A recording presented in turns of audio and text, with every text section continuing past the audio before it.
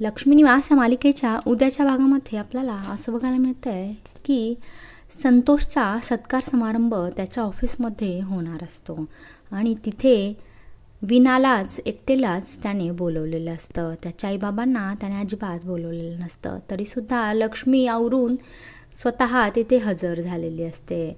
त्यानंतर स्टेजवर जेव्हा संतोषला बोलावलं जातं तेव्हा तो म्हणतो की माझी पत्नी आणि बायको, पत्नी आणि आईच फक्त आलेली आहेत, माझे वडील आलेले नाहीत. कारण वडिलांना तो त्या गणवेशामध्ये रिक्षा ड्रायव्हरच्या पाहतो आणि त्याला धक्का बसतो.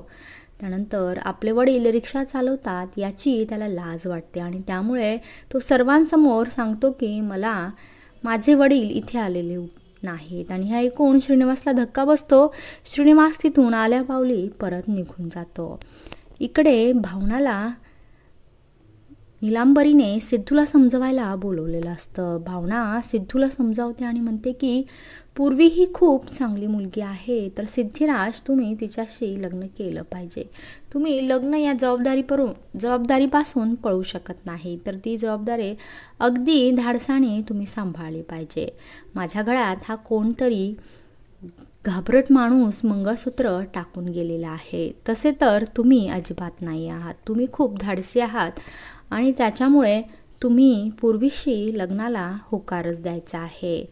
माझं तुम्ही एवढं मैत्रीण म्हणून ऐकावंच लागेल.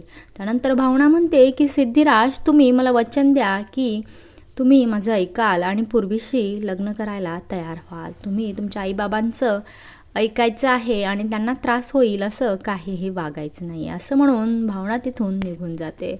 आता सिद्धूला खूप मोठा पेच पडलेला आहे की भावनासाठी त्याने पूर्वीशी लग्नाला होकार द्यायचा का, भावनाला सत्य सांगून भावनालाच या घरामध्ये सून म्हणून आणायचं. आता नेमका सिद्धिराज कोणता निर्णय घेणार हे येणाऱ्या भागामध्ये आपल्याला नक्कीच पाहायला मिळणार आहे.